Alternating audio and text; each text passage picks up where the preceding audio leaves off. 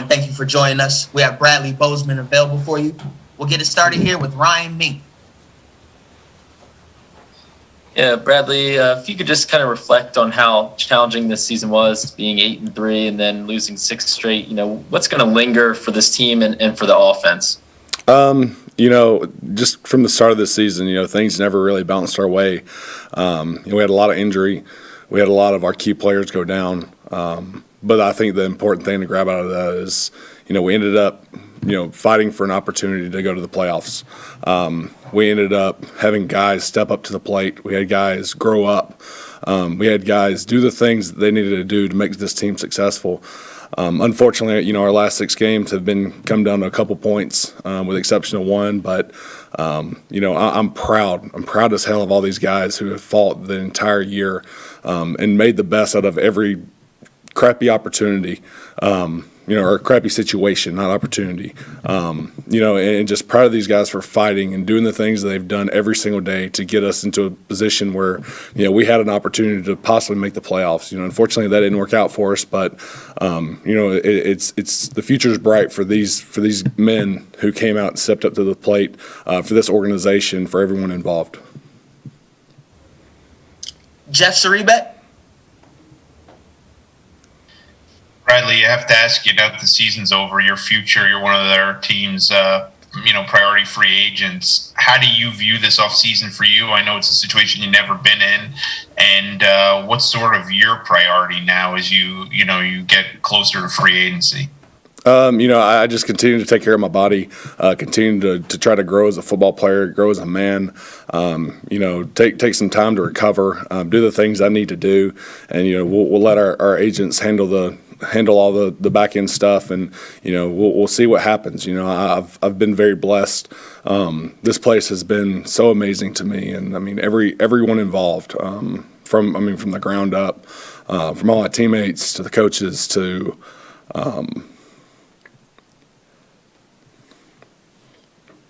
the fans, to everyone. It's been a great place for me, so just very grateful. We'll go to Garrett Downing.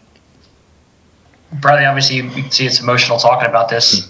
What is it that has made the connection with you and this organization and the city so significant to you? Just the city's opened up and just opened its arms to us. Nikki and I, have our foundation. We started as a little nonprofit. Now we've grown into what we are now, where we fed over 3 million meals to the families in Baltimore. We've done so many great things with this city in mind, and it's been amazing. It's been an amazing journey. Just so grateful and blessed to be.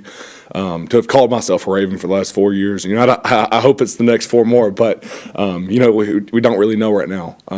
But we'll figure that out this off season and see what happens. But it's just been a great place to call home the last 4 years. Jameson Hensley. Hey Bradley, a couple of weeks ago, I have to ask you about the illness.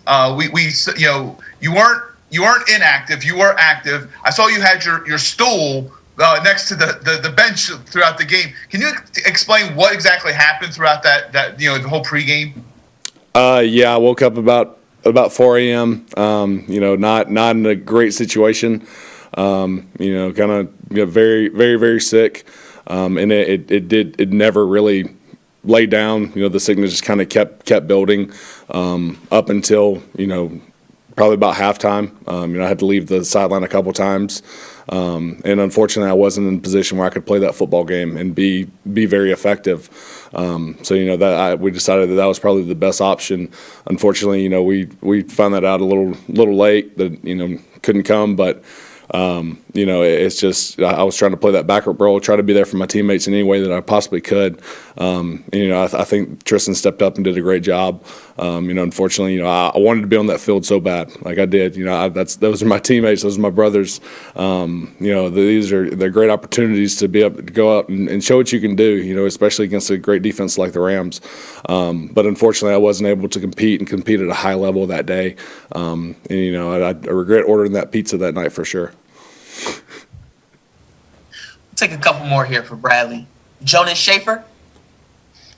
Hey, Bradley. Thanks for doing this. I know obviously you don't know your future in Baltimore, but if you are a part of it and you see the guys who are coming back, who would be coming back next to you on that offensive line, how close do you think you guys are to kind of recapturing the punishing, ground attack or just, kind of mauling unit that you guys were last year and in 2019 when, you had one of the NFL's best offensive lines? Yeah, I think we were close. You saw the last game of the season last night. We did some things that are kind of prototypical to who we are and what we do. So I think we're really close. Unfortunately, it didn't peak at the right time. We'll those guys we'll build back next year. We'll see what happens, but I know those guys will be out here bound and determined to get back to running the football. Kevin Zeitler's ultimate teammate. Just guy has just continued to grow and build and be the man he is. He's a 10-year vet that acts like he's in year 4. But that guy will be around for a really long time. So I think Baltimore's in good hands with him for sure. Close it out here with Childs Walker. Bradley, along those lines, and also sort of speaking to some of the emotion you showed earlier, is there a feeling that you would not just like another shot at it, but that you guys would like another shot at it with as much of this group as possible, as much of this coaching staff as possible? What's the question? Sorry. I guess the question is, everybody wants to bounce back and play better next year, but is there something about this team having gone through this type of season together that you would like to take another shot at it together, or at least as close as possible as you can? Yeah, adversity brings out the best in people, and I think it brought the best out in everyone this year. Continue to fight. There's been no quit in this team, no matter what the score was, no matter what was going on. This team has continued to fight to the last breath every single game from the start of the season. You always want to hit rewind. You always want to bring it back and restart. But unfortunately in life, we can't do that. We live with the mistakes that have happened. We live with, what we've done in our past, and, we go forward and we make the future better for ourselves. These teammates have been the best teammates, of my life, and just so thankful for every one of them. We'll do one more here from Ryan Meek.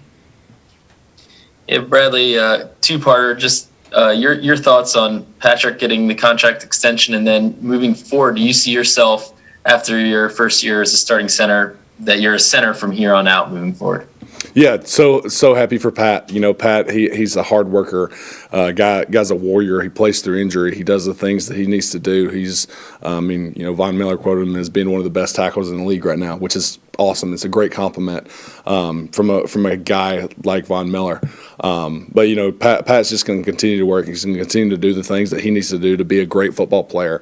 Proud to call that guy my teammate. And then I'm sorry, I forgot the second part of the question. Your future. Do you see your future being really exclusively at center moving forward? I kind of do. Yeah, I definitely do. Center's been a really good year for me this year. It's been my strong suit. It's been where I've played in college. I definitely see myself as a center. Not to say that it can't happen, but I would. Yeah, center I feel like is my home. Hey, Bradley, really appreciate you joining us today. Thank you so much. Appreciate you guys all season. So y'all take care.